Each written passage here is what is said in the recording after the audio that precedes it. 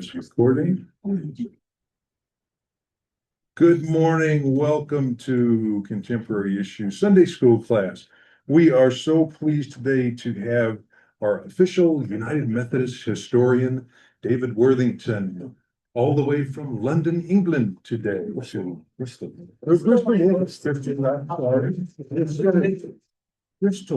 I need to be accurate. And to talk about the Methodist history and John Wesley, our founder, and some of the exciting stories, and be reminded of how our history can inform our future too. So we are so glad to have David here. But before I introduce him further, I want to welcome our Zoomers who are with us, and please mute yourself in the lower left corner of your screen when you're not speaking. And we are recording this for future playback on YouTube for those who cannot be with us today. And we have a picnic coming up, a class picnic on September 12th. Right, Alice? Anything else we should tell people about that? Sign-ups and things will start next week. Sign-ups will start next week. Sign up to the food you want to bring to the picnic. Okay, to the potluck. Potluck. Okay. Yeah. Very good. Last year we had 55. Last year we had 55 at the potluck. So yes, and it'll be in Decoven Park Yes. this year in a nice shelter area. So it'll be fun. We are looking forward to that. Okay. Any other announcements?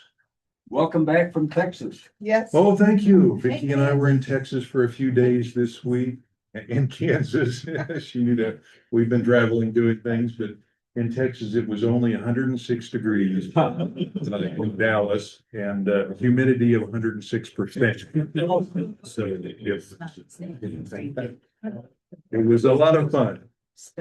But then I had the pleasure of coming back on Friday and going to flying back on Friday morning and then going to the airport to pick up David from Dublin, flew in straight from Dublin and do that. And then David and I enjoyed going yesterday to the Denver Art Museum and talking about the important cultural issues between America and the UK, such as the Beatles.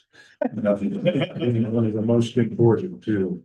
And I told David another one, of course, is an interest of his baseball, American baseball.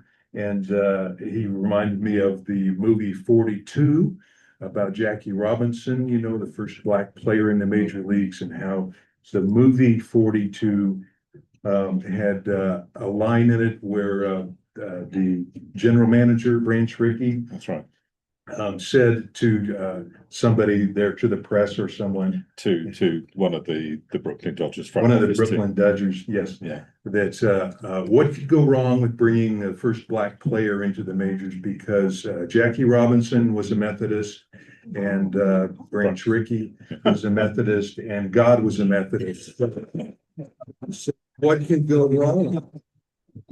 And if they're all Methodist. And I also love that part, David, in the movie where Branch Rickey told Jackie that he needed somebody who was strong enough not to fight back when he was called names and things. I just love that part of it, that you have to be strong sometimes in that way.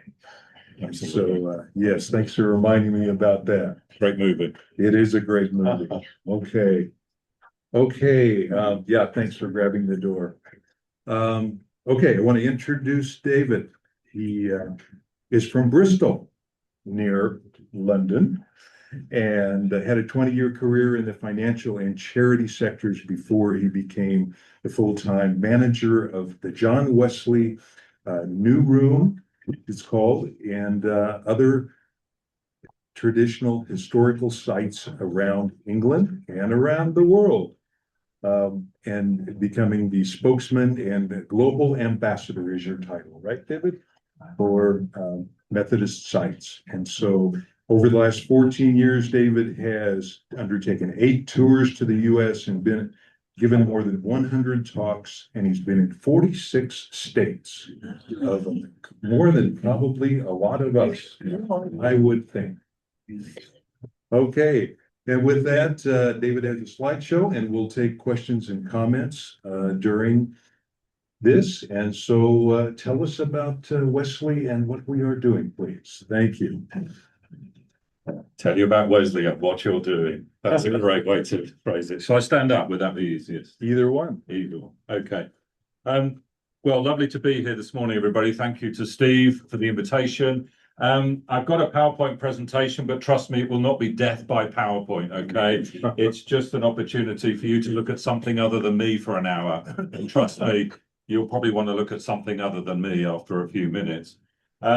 Right, so if we can just try and get that screen up. There we go. Yes, let me hit my share button for just a moment so the folks online can see. Okay, there we go. Okay.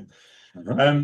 So I'll be sharing with you something about the early Methodist story, particularly focused, of course, on the life of John, but we'll also introduce some other names which will be familiar to some people, like George Whitfield, John's younger brother Charles Wesley, and Francis Asbury, which may be a name known to some of you. Just a quick introduction. You guys in the US love a title, don't you? Yeah. This was the General Secretary who came up with this, Global Ambassador of Methodist Heritage Sites for the General Commission for Archives and History of the United Methodist Church. Have you ever tried to put that on a business card? Ridiculous. Anyway, basically, I support the work of the agency, Archives and History, based in Madison at Drew University, one of the 13 UMCs, and support Ashley Bogan as General Secretary, going out and sharing some of the stories associated with the early Methodist movement. I hope that they will be of interest to you, but more significantly, I hope that they will maybe fill in some gaps in your knowledge and encourage you in your role as a Methodist, because I don't want to be the only Methodist ambassador. You can also fill that role as well, yeah? You didn't know you were going to walk away with the title at the end of this. Right, okay. I lost it for just a minute. I'll get it back here. Hang with me. So that picture you saw, the stained glass window, that's at the John Wesley New Room in Bristol. I was director there for 16 years. It's the oldest Methodist building in the world, dating from the year 1739. I've welcomed many, many American visitors over the years. I'm a little bit cheeky and say, welcome, colonists. Because, of course, that's what you were in 1739. Ooh, try and win your audience over, David. Right.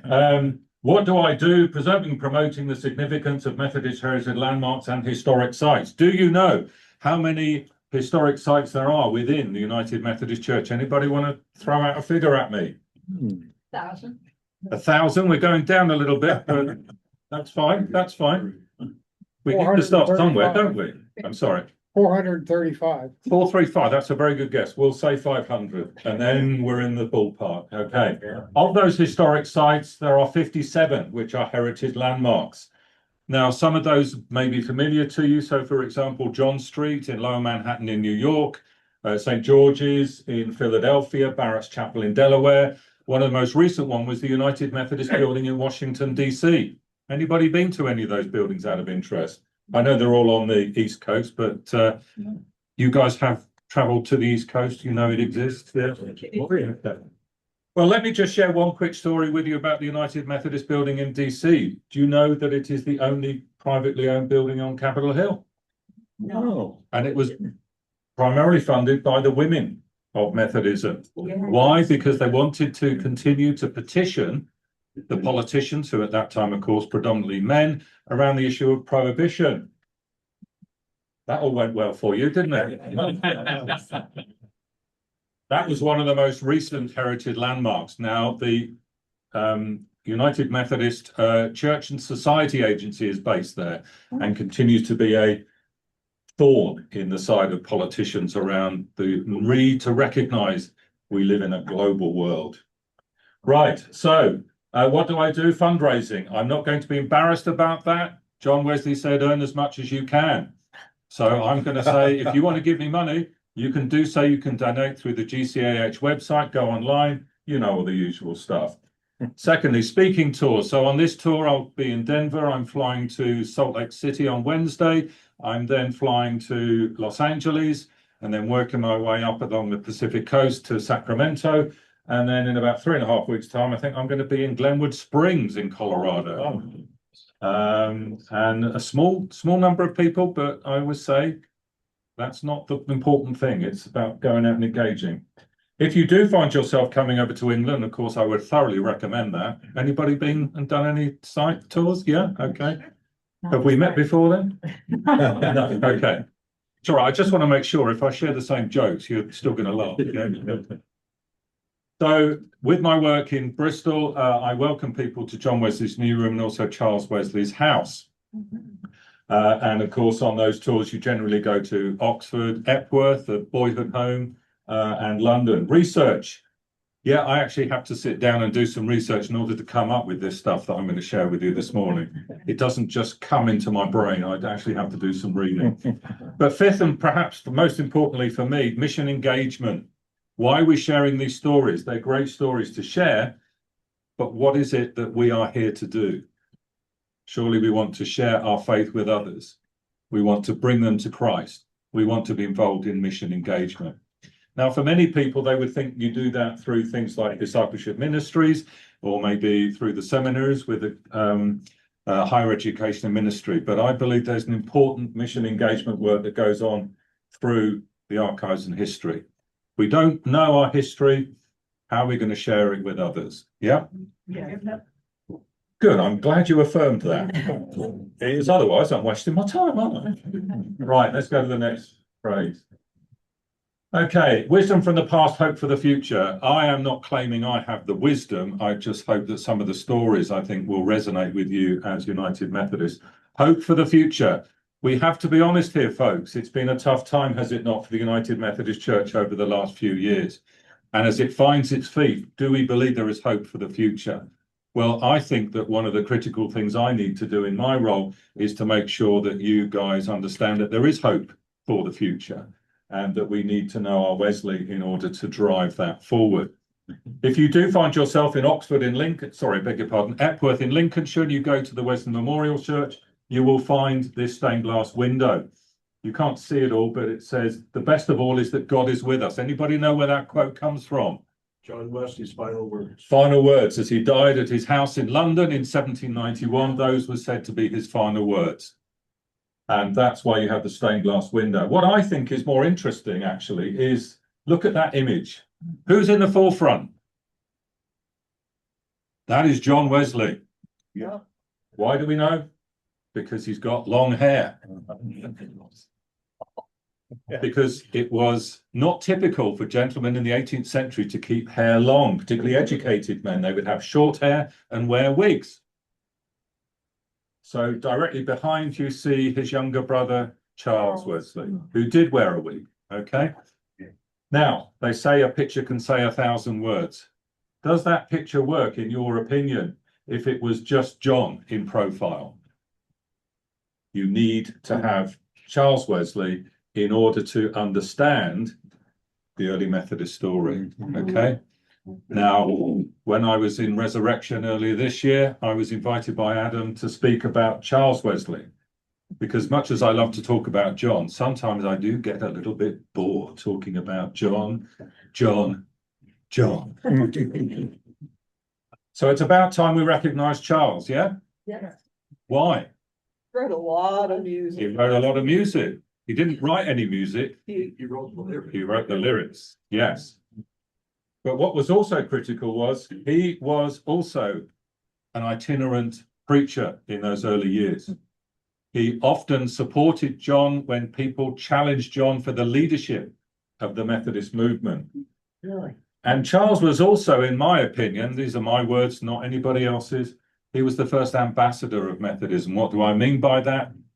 There were many people who I think quite easily could have portrayed John as a maverick, a troublemaker.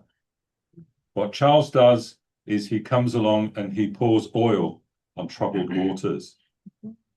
He recognizes that John has a ministry which challenges the views of many others, and yet Charles is there to ensure that John is not seen as a troublemaker. Both the civil and ecclesiastical authorities of the day would have been quite happy to have seen Mr. Wesley depart from the scene. So do not underestimate the contribution that Charles Wesley makes. They say Methodism was born in song. Have you heard that phrase? Born in song. Why? Because of the thousands of hymns written by Charles. He wrote hymns which were effective for all church events and all life events. And in that sense, I think that if you don't know a Charles Wesley hymn, quite frankly, you're not paying attention. Quick story to share with you. Back in 2007, we celebrated the tercentenary of Charles Wesley. We managed to secure a live interview with the BBC. You're familiar with that organisation, are you? The BBC. I was live on the BBC. Beforehand, the journalist says, I'm going to ask you a nice open question. Talk about what your plans are for the Charles Wesley tercentenary. We go live. Well, good morning, everybody. We're here at John Wesley's new room in Bristol. I'm with the director, David Worthington. David, tell us a little bit about Charles Wesley and the events you've got scheduled for his tercentenary. My point to then carry on and say what I needed to say. However, during the course of this, in the ear, he obviously got confirmation that he had a bit more time. I thought I'd done all my speaking, but at the end of it, he says, thank you for sharing that with us, David. Now tell me, what's your favourite Charles Wesley hymn? We're still live on the BBC at this point. I said, love divine, all love's excelling. Why would you choose that one, he said. Come on, man, give me a break. Seamlessly, I said, because my wife and I had it at our wedding. Good answer, yeah.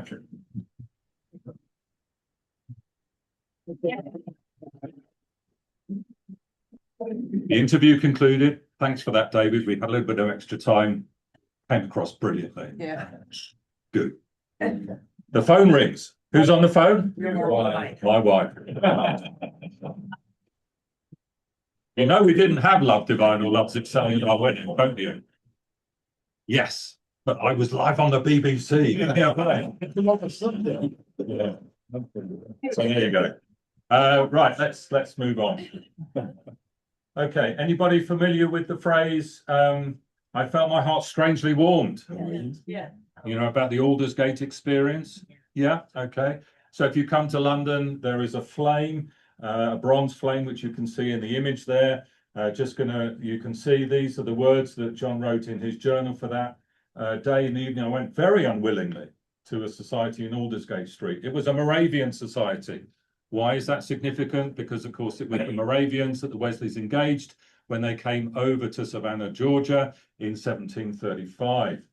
Well, one was reading Luther's preface to the Epistle to the Romans about 9:15 while he was describing the change which God works in the heart through faith in Christ. I felt my heart strangely warmed. Now, many have described that as being John Wesley's personal sort of moment of salvation. My own view is I don't think that's the case. I think there was a connection between the heart and the head. Bearing in mind, he'd already been an ordained Anglican minister for nearly 5 years by this point. You'd like to think that that was already joined up. But I felt I did trust in Christ, Christ alone for salvation, and assurance was given me that he had taken away my sins, even mine, and saved me from the law of sin and death. So that's a big moment. Interestingly enough, if you have any events here like a Heritage Sunday, then you will often celebrate it around whatever Sunday is closest to the 24th of May. Interesting though, John only made one reference to that in his journal, this moment here. Should we be celebrating the 24th of May? I would argue there's a more significant date. So let's carry on. Okay, well, this is supposed to be humorous. I don't think the conversation between these two took place. John here on the left-hand side, you can see with the longer flowing hair.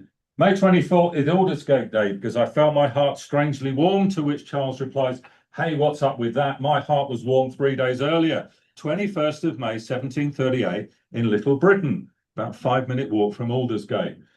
To which John, look, bro, just write the songs, okay? Okay, let's just go to the next slide. Okay, John Wesley and George Whitefield. Who knows anything about George Whitefield? A little bit? Yeah, not talked about so much these days because Well, first of all, of course, he was from the Calvinistic view as opposed to the Wesleyan, the Armenian view.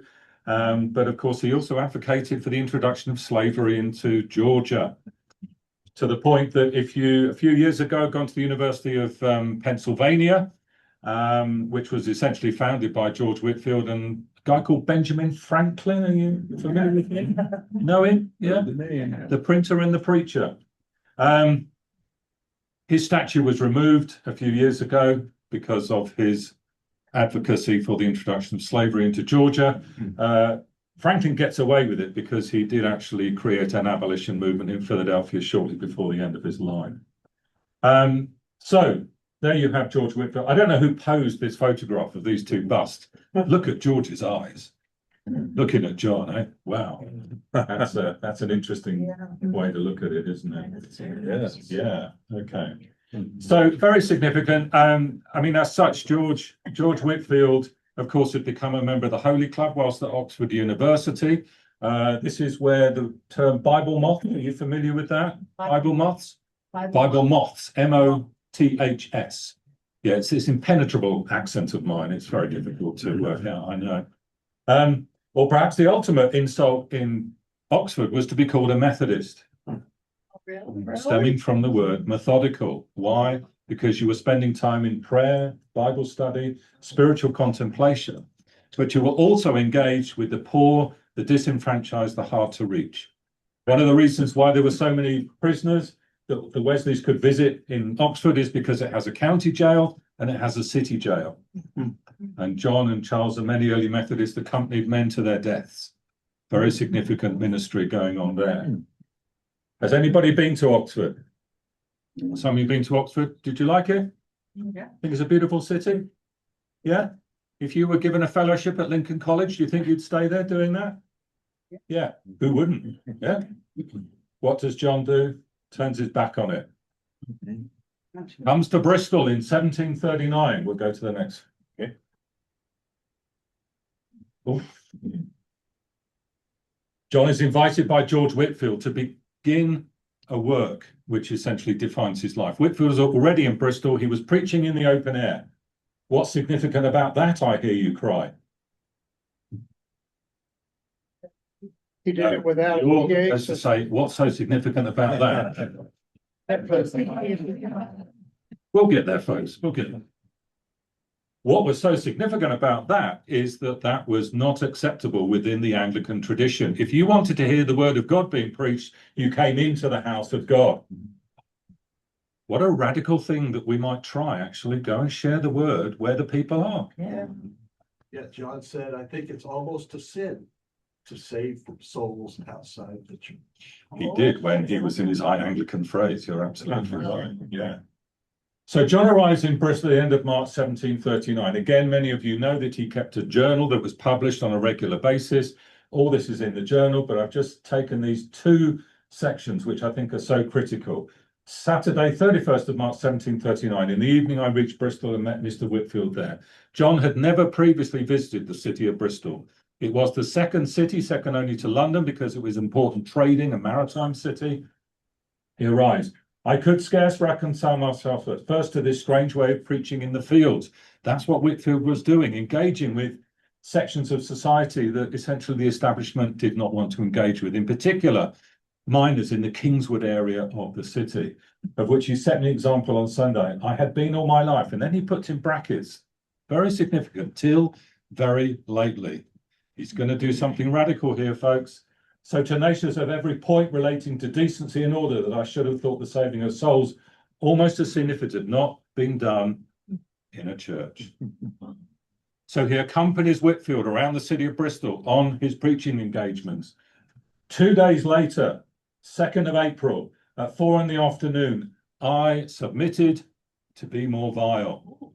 I stepped out of my comfort zone. I gave up the comforts of Oxford to be more vile and proclaimed in the highways the glad tidings of salvation, speaking from a little eminence in a ground adjoining the city to about 3,000 people. Now, the population of Bristol at that time was about 50,000.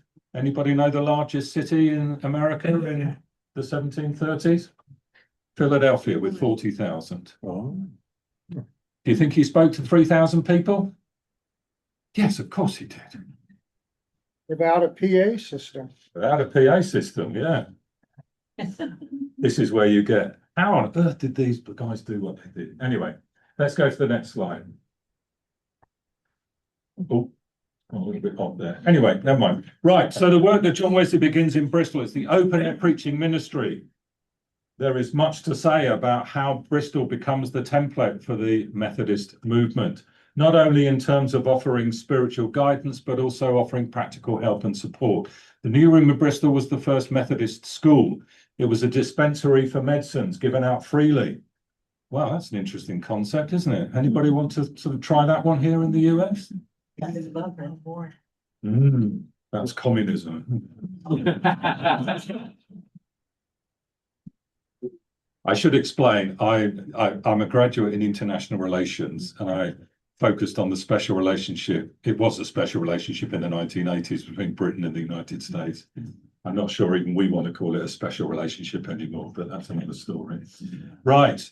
So the template for the movement is established in terms of also class meeting, bands, societies. Are you familiar with those concepts within the early Methodist movement? How is it with your soul brother? How is it with your soul sister? Caring and having a compassion for each other, but also reaching out to the hardest to engage with sections of society. Oh, we lost the words. That is a close-up of the double pulpit. Oh, wow. That's a close-up of the double pulpit at John Wesley's new room. The upper pulpit reserved exclusively for the preacher. John, Charles, and many others would have preached from that upper pulpit. What I say to people that visit, you are very welcome to stand in the pulpit and proclaim the word. The caveat is that is a picture which should not just sit on your social media profile. If you're going to stand in John Wesley's footsteps, you are committing yourself to go out and to share the word. Oh. Are you quite so keen to stand there now? Lower pulpit, used for the reading of Bible and leading of worship. Charles would have heard some of his hymns sung at the new room for the very first time. I suspect even in Charles Wesley's time, when he said, I've come up with this great new song, you're going to love it, they all said, no, we like the old traditional songs best. Don't introduce any new ones, you know. Yeah, it's going to be a classic, Love Divine or Love's Excelling. David had it at his wedding. No, he didn't. Oh, no, he didn't. Right. Lower pulpit, and then you see the communion table and rail. John Wesley encouraged the early folks to go and take communion at local Anglican churches. Often those Anglican churches refused entry. And so they created the table. This is the original table John Wesley used to serve communion at. But we always stress it is not John Wesley's table, it is the Lord's table. And we have a communion service every Friday at the new room. Right, let's go to the next slide. So, 1771 was a very significant year in Methodism because that is the year that a young preacher by the name of Francis Asbury, is that a name known to some of you here this morning? Yeah, Francis Asbury. Asbury was an itinerant preacher. He attended his first ever Methodist conference at the New Room in Bristol in 1771. Others had been over to America and said they require more preachers. Wesley, therefore, during the course of conference proclaimed, our brethren in America call aloud for help. Who is willing to go over and serve? And Asbury says, I made an offer of myself and it was considered by Mr. Wesley and others that I had a call. Beautifully understated that, isn't it? I had a call. So he then set sail from this little town just outside Bristol called Pill, the embarkation point for America, Francis Asbury in 1771. Subsequently, 1784, Thomas Coke. Is that name known to some of you here as well? Yeah, okay. So some people say to me, which is the most significant city in the establishment of American Methodism? Is it New York, Philadelphia, Baltimore? Well, the answer is none of the above. It's Bristol, England, because that's where both Asbury and Coke were ordained in their respective ministries to come over to America. Asbury, of course, becomes essentially the American Wesley, traversing up and down the eastern seaboard. He eventually dies in 1816, so he was an itinerant throughout his life. He died in Pennsylvania, and so he was buried there. They didn't think that was the right location, and so they moved him to Maryland. And then they established the Bishop's Cemetery in Mount Olivet, just outside Baltimore. So they moved him again. So a few years ago, when we were celebrating the life of Francis Asbury, we had badges made up that said, Francis Asbury, itinerant in death. Okay.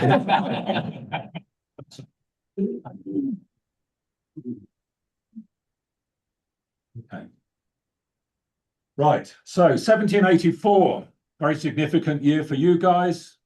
Is it for us? Well, maybe not. Treaty of Paris has been signed. You are now no longer the colonies. You are now the independent United States of America. I'm not going to ask you how it's going after 250 years.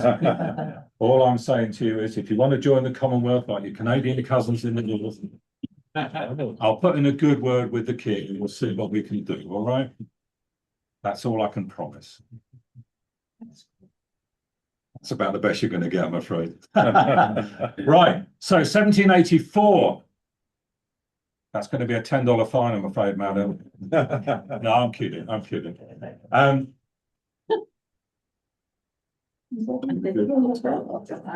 There we go. Right. So 1784, Coke and Asbury meet for the first time at Barrett's Chapel in Delaware. They agree to call a conference of Methodist preachers, which they hold at the Lovely Lane Church in Baltimore. And so over the Christmas period, they have the conference which basically establishes the Methodist Episcopal Church. And in that sense, you guys have something older than we have in Britain, because we did not formally establish as the Methodist Church to the early part of the 19th century. Yeah. So its predecessors, the United Methodist Church, the Methodist Episcopal Church, is the oldest established organized Methodist church in the world. So don't tell me you haven't got any heritage. All right. So what happened at that conference? Well, Coke and Asbury go from being elders to superintendents to bishops in about 3 days. So the first bishops of American Methodism, Thomas Coke there featured above. Thomas Coke sadly dies en route to India. He's buried at sea. Francis Asbury, you can see in the lower figure. Now let's show some statues of Asbury. Here's quiz time, folks. 2 statues to Francis Asbury here in the United States. Anybody know where they are? One is in Savannah. Looks very Savannah, Georgia? No. I'm going to put you out of your misery. Yes, please. Right. So the upper one is in Madison, New Jersey, where the Archives and History is based. This one here is in Washington, D.C. We hope. It's Take it down, yeah. We hope it's not removed I yet. hope it's not removed. No, well, it was unveiled by President Coolidge in the 1920s with the words that Asbury deserves to rank as one of the builders of our nation. Okay. Can you imagine any current Methodist bishop having a statue unveiled to them in DC in a few years' time? You don't have to answer the question. Contemplate. Some of the inscriptions on there include Prophet of the Long Road, because, as I say, he traversed up and down the eastern seaboard. Right, let's just move to the next slide. Cut off their heads. Right, okay. So let's go left to right. That's Charles there. Why do we know? Because he's wearing the wig. Centre, John, because he's not wearing the wig, the long hair, and then Asbury there on the right-hand side. This is a very significant quote because this actually comes from the Colorado Museum of Life. Anybody been to that museum? I was there in 2018, and one of the galleries has this. It says, "Preserving our history is an act of shaping our future." I like that. Yeah. So I'm glad I've been able to incorporate it in a presentation here in Denver, Colorado. Yeah. It's a great museum. If anybody's not been, you should. You should go. Feature in Science Museum, is it that?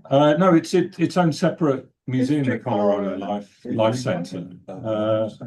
Yeah, I think I'm right in saying that. Yeah, but check it out. You know, you haven't got far to go, really, have you? True. These stained glass windows are actually at the chapel in Lake Junaluska in North Carolina, where the World Methodist Council has its headquarters. Right, we'll just run through these quickly.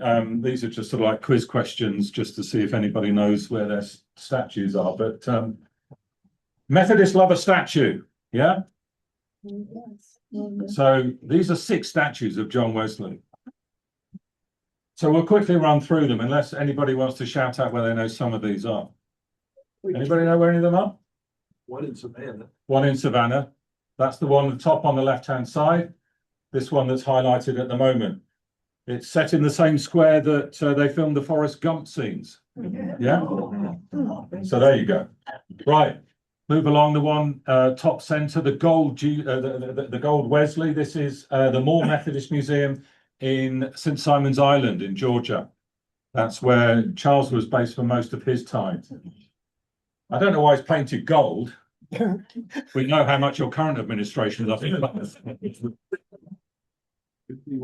There is a statue of Jesus at the conference centre, but it's not as big as the one of John Wesley.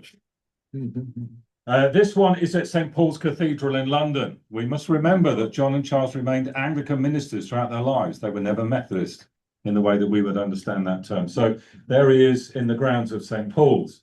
If we go down, this is the Wesley Chapel in London, built in the 1770s. There is John preaching. His house, you can't see it in the picture, but the house is just off to the right. That's often referred to as the Mother Church of Methodism.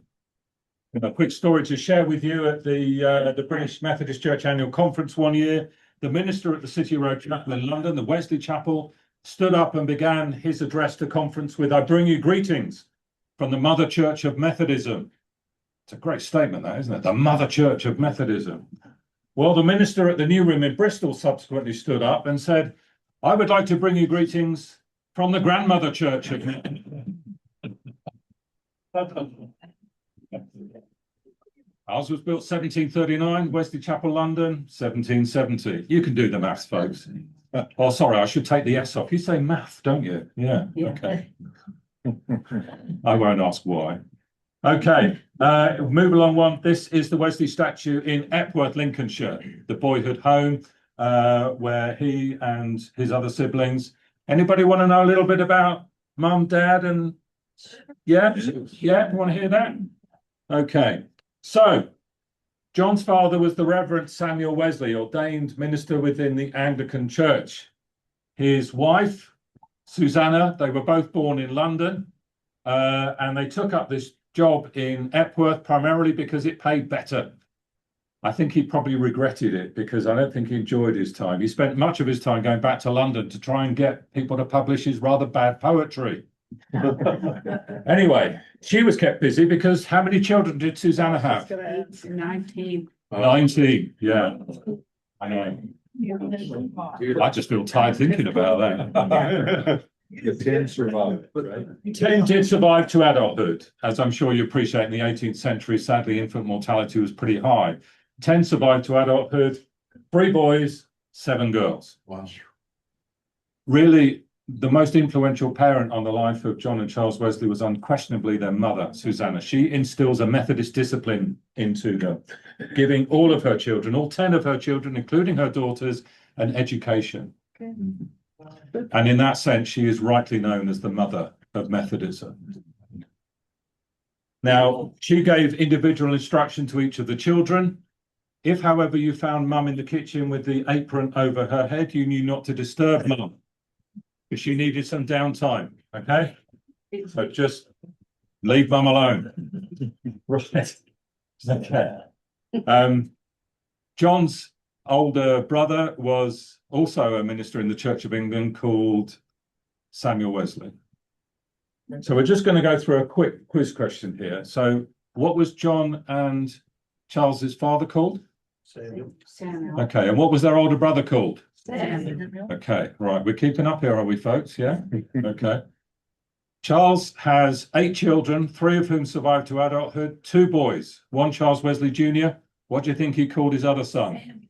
Samuel, yeah. Samuel then has a son. Anybody want to have a guess at what he might have called his son? Samuel, yeah. Can you see a pattern emerging here? Yeah, okay. Names were reused in the 18th century. John Wesley was not the first John Wesley born to his mum. There was an older brother who sadly died, so they gave the name again to John.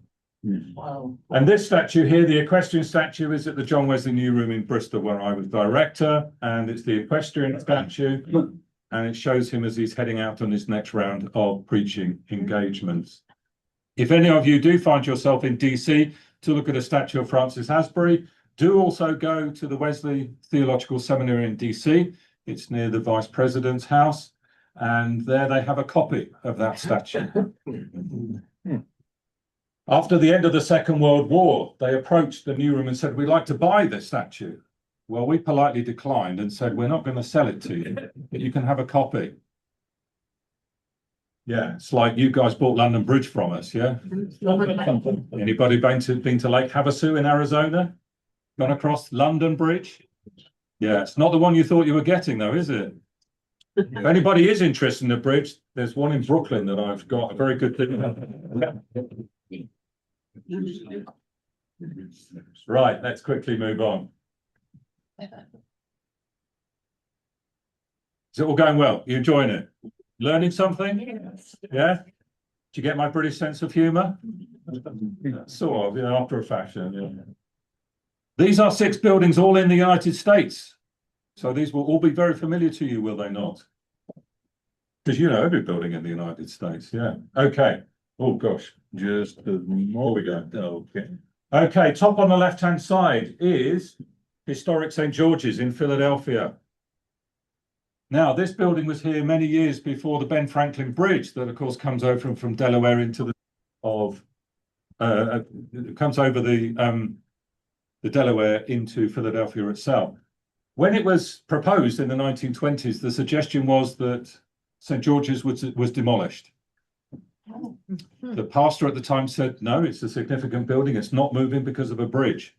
So if you ever go and worship there, you will see the Ben Franklin Bridge and all of the traffic racing past. But as you go past, you will notice that there is a little bend in the bridge to accommodate. So this is the church that moved a bridge. Okay. Moving along 1780, this is Barrett's Chapel in Delaware. This is where Coke and Asbury met for the first time to call that conference of preachers. Moving along this is Old Otterbein in Baltimore. Otterbein was a good friend of Francis Asbury and was one of those who placed hands when he was confirmed as a bishop. Did you say Audubon? Otterbein, Otterbein. Okay. And one of the founders of the United Brothers. Absolutely. And it's where the word united comes in for United Methodist Church. So the Uniting Conference of 1968 brings together the Methodist Church and the United Brethren Church. So that's where you get united from. You see, if you learn nothing else, that's one factual knowledge. Right. This is the building I referenced earlier. This is the United Methodist building in DC, next to on Capitol Hill, next to Congress. Okay. This one is now the Lovely Lane Church in Baltimore, not the original where they had the Christmas conference, but a beautiful building where they have the archives for the Baltimore and Washington Conference. And then finally, this is John Street in New York, literally a stone's throw from where the World Trade Center was. And this is not the original building from the 18th century, but this is, I think, the 3rd incarnation of it in John Street. So if you find yourself in New York, Philadelphia, Baltimore, check them out. They'd love to say hello to you, okay? Now, this is for those who really do know their Methodist heritage. And trust me, at the end of this, if ever you're in a Methodist heritage quiz, and this question comes up, you're going to win the prize, okay? What is it? This is a plaque. You probably can't see it very well. But this is a plaque in a very significant church in the United States.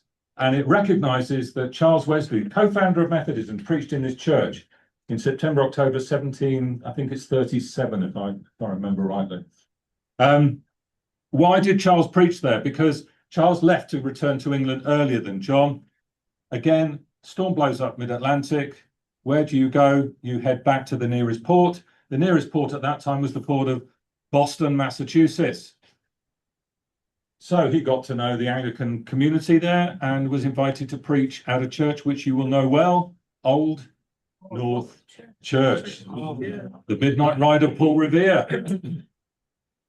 I don't know what's significant about that.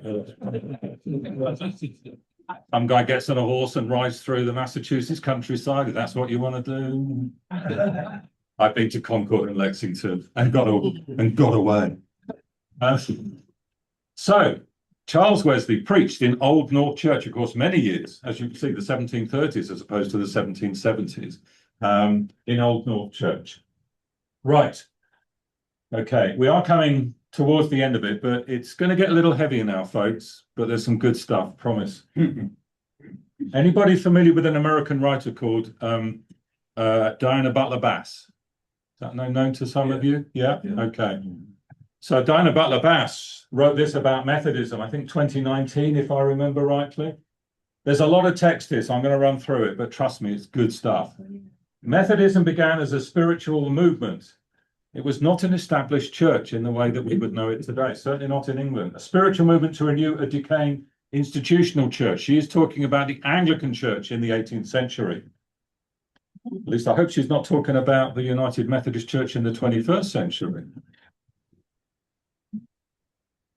To serve the outcast, the marginalized, and the poor. That's our target group, folks. It was messy, isn't life? Based in small groups.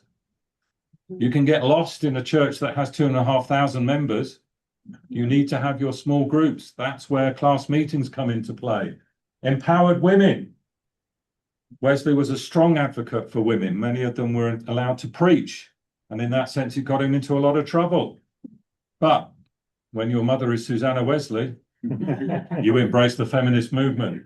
Gave enslaved persons a sense of freedom. John Wesley wrote Thought Upon Slavery in 1771. He regularly spoke about it in Bristol. Bristol at that time was the epicenter of the British trade in slavery.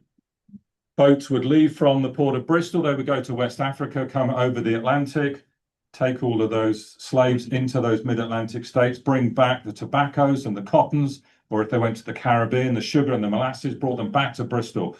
Bristol was a very, very rich city because of its involvement with the slave trade. Created a vision of justice and liberation. Do we like those words, justice and liberation? Have we already heard those from Mark this morning? I think we have.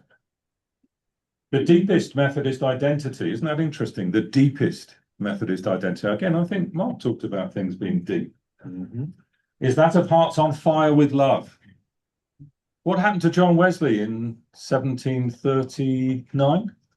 The heart was warmed. What happens when something gets warmed up? What do you do? Share? Yeah. Enjoy the moment? Yeah. Sure. What happens when something catches on fire? You've got to do something about it, haven't you? Action's required. Is it not? Yeah, it either needs to be put out or you need to find a way to contain it to do what it needs to do. Hearts on fire. I don't believe our hearts are to be strangely warmed today. I believe our hearts are to catch on fire. A risk and rebellion. Those are great words, aren't they? Risk and rebellion. Everything I've shared with you, I hope you appreciate. John Wesley was a rebel rouser, but a good one. Holy revolutions of challenging those who do not want to listen to the voices of the outcast. Are you sure Mark didn't read this before he put his own together? Maybe. If you want to open your doors, open the table. We don't build walls, we build tables. Love those who society hates. That's a challenge. Risk all for the sake of mercy. Well, then you are real Methodists. John Wesley did not start a church. We must remember that. It was a movement. He wanted to renew a church that had become narrow, moralistic, cold. Wanted to renew it through new hearts, a courageous spirit, community that included the least and the unwanted, and a passion for Jesus. Isn't that interesting? A passion for Jesus. What does the UMC mission statement talk about? Discipleship. Passion for Jesus. Be fearless, go forth, you are being called back to your roots. Did you know that? You better know your roots because you can't go there if you don't know them, can you? Okay, let's move on. Okay, we have about 10 minutes left, Oh, David, I'm sorry. in case you want to leave some time for a question or Okay. two. Okay. So just very quickly, I'll just focus on the main one. This was put together by my good friend Bishop Tom Bickerton in New York in 2018 when he was chair of the Council of Bishops. Look at that first one. He said we need to reclaim our identity as Methodists. That's a good phrase, but you can't reclaim something you don't actually know. Next slide. Again, I hope this is familiar to you about the United Methodist Church's vision statement. Form disciples of Jesus, empowered by the Holy Spirit, love boldly, serve joyfully, lead courageously in local communities and worldwide connections. We are a connectional church. I won't go into the rest of it because I'm sure it's been covered by the leadership team. Right, let's quickly move on. How do we go on from here? Well, one of the things that has been put together by Ashley Bogan as the General Secretary and Chris Heckett, who's a pastor in New Jersey. Creation of field preaching. That's not necessarily going out and preaching in the open air, but actually that willingness to go out and engage with sections of society that we might not know or be comfortable with. Micro communities. We need to support each other. We cannot do this alone. We do live in community. Social engagement. Actually going out, and the example that was shared earlier about the St. Andrew Market. Yeah. And leadership activation. I'm sure many of you have had positions of leadership, and we need to make sure as lay people, I'm a lay person, step forward and support our pastors in leading. I'm sure they would value that help and support. Right, just final one, seed and the sower. Anybody who goes to DC, one of the places you might go to is the National Archive building if you want to go and look at the Declaration of Independence, Bill of Rights, the Constitution. Anybody seen the film National Treasure? Nicolas Cage? Yeah. Won't put any plot spoilers in, but trust me, it's not as easy to steal the Declaration as he made it. Yeah. They've only just allowed me back into the country after that misunderstanding. On the outside, there are 4 statues, one of which is called Heritage. You can see it in the photograph. Quote is, the heritage of the past is the seed that brings forth the harvest of the future. We are familiar, I hope, with the parable of the seed and the sower. What was the responsibility of the sower when he went out that morning? To sow seed. Yeah. Was he responsible for bringing the sun, the rain, and all the other elements that were going to make the seed grow? No. No. But what happens if he doesn't go out and sow that seed? What's going to come? All the elements? Yeah. You get weeds. Get weeds, yeah. Not good fruit. Yeah. So I think it's critical that we understand that we have a role to play, and where we are not playing that role, that means that work is not carrying on. What do we want our legacy to be? I've shared with you that story that goes back centuries. What are people going to write about us as Methodists from the early part of the 21st century? Do we want to be the people that everybody says, yeah, they were the guys that dropped the ball? That's where it all finished. We had a good run, but it's over. So what were you doing? Well, I was, did it all really finish? Well, the baton, as you say here, has been passed to us. Who are we going to pass it on to? We've got to go out and be faithful in our service to others. So I hope just this brief glimpse I've given you this morning will give you some understanding of the significance of what the Wesleys and those early Methodists did, but perhaps more significantly, more importantly, what we need to do now today. Just one final thing to share with you. In Westminster Abbey in London, we often have monuments to great Britons, and there is one there for John and Charles Wesley. 2 quotes from John. I look upon all the world as my parish.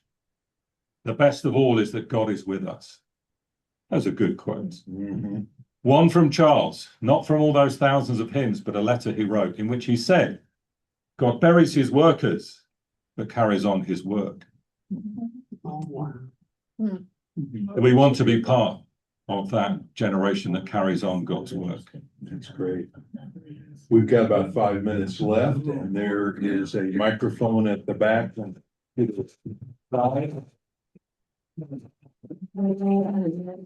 let me ask a quick one if I could, David. What do you think Wesley would think of the state of the Methodist Church today and what we need to do to carry forward? And I've got 5 minutes. 5 minutes, yeah.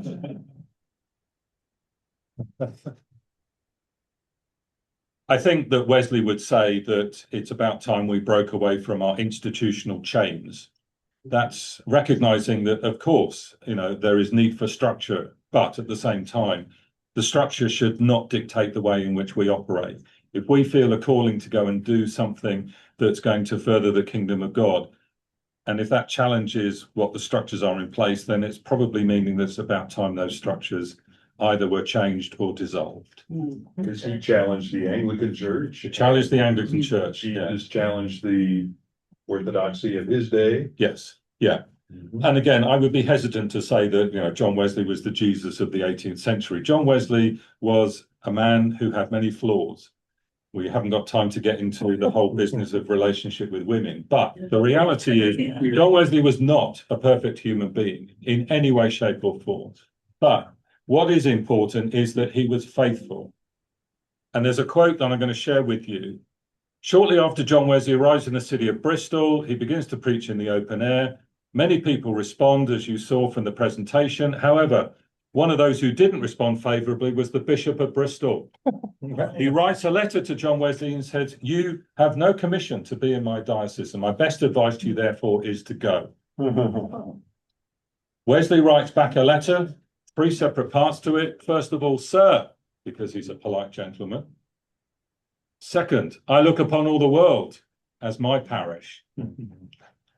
And I'll just get to the third one, sir, if I may. I think perhaps the most significant statement in all of that. This is what he wrote.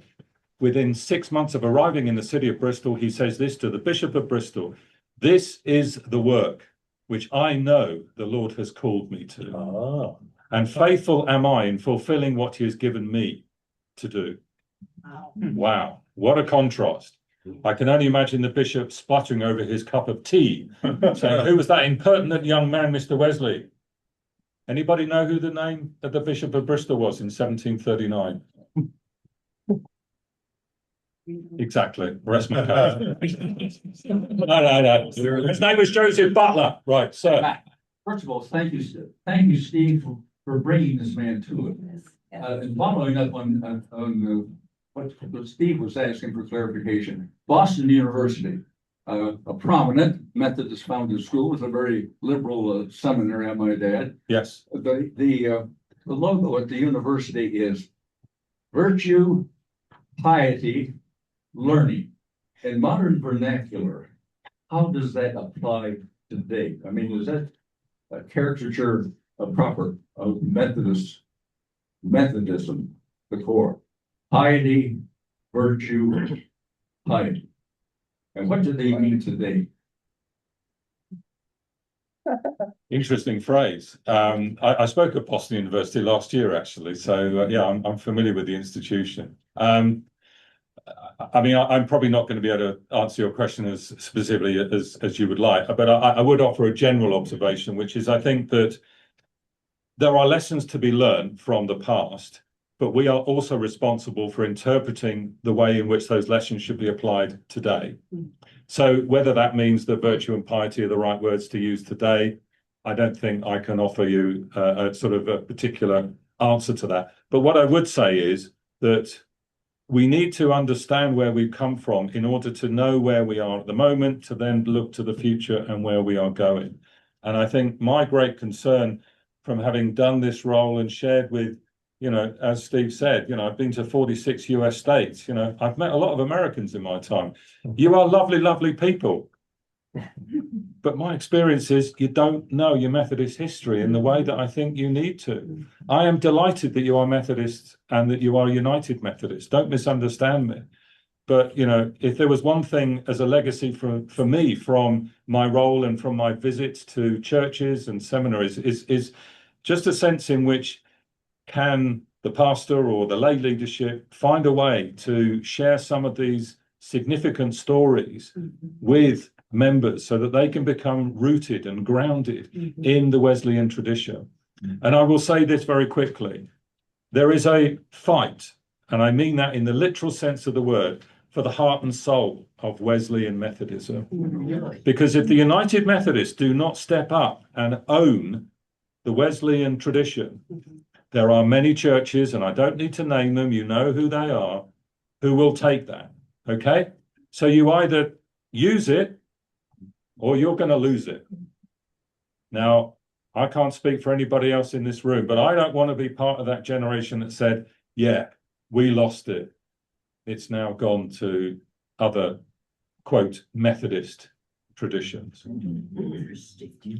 Yes. A comment on that is, that's what we did at the turn of the 20th.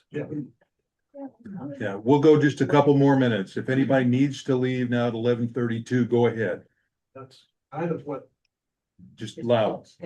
Closer, okay. That's what happened at the beginning of the 20th century as we split into the Holiness movement and the mainline church. Is to a large extent, we let the Holiness movement churches go, this is what John said. And we went, okay. But starting about the 1960s, we went back through a lot of that information and said, no. And so we tried to make an effort to reconnect with the Westons. But we haven't done it at the church level to a large extent. We've done it at an institutional level. But we need to spread the word, as you said. These are John Wesley's words, and they still mean something to us today. And by the way, piety in that sense is love with God. Thank you. Yeah. It's not how you live, it's love with God. Yeah. Thank you. Thank you. Very good. Very good. What is the state of the Methodist Church in Britain? What's the state of the Methodist Church in Britain, she asked. Not good. In fact, I would say they are managing decline. There is a membership of 150,000. The age profile, I would suggest, very high percentage of 60 plus. There are pockets of good work going on. I don't want to sit here and be dismissive of the British Methodist Church, but I think that it has some very serious questions that it will need to answer in a relatively short period of time. There are already a lot of local ecumenical partnerships between the Methodists and predominantly the Anglican Church. The grand irony is that, of course, John hoped that the Methodist movement in the 18th century would be embraced by the Anglican Church. It took 300 years, but it's probably going to happen, but not in the way that I think John hoped it would happen. Now, here in the United States, obviously, there's far more people and there's far more members of the respective Methodist traditions here. But do not be complacent. You know the figures. United Methodists in particular have a much higher percentage of older members than other denominations. And in that sense, you could argue that there's a need, as I know Adam has identified at Resurrection, to train and equip young leaders. Yeah. They are critical to this church if it is going to survive moving forward. That is the same as the Catholic Church. It totally goes away. Yeah. In Germany, for instance, there's no more Catholics. You go to the churches, beautiful cathedral, you know. Rosalinda said it's the same as the Catholic Church is declining in membership and the churches are empty in Europe. But all is well. The Pope is an American. And a baseball fan as well. White Sox. The White Sox. I wish we could stay longer, but we have to vacate the room for the next group coming in. Thank you, David, for a wonderful presentation. Okay. If you'd like to talk to him, come on up front. Thank you. We'll see you next week.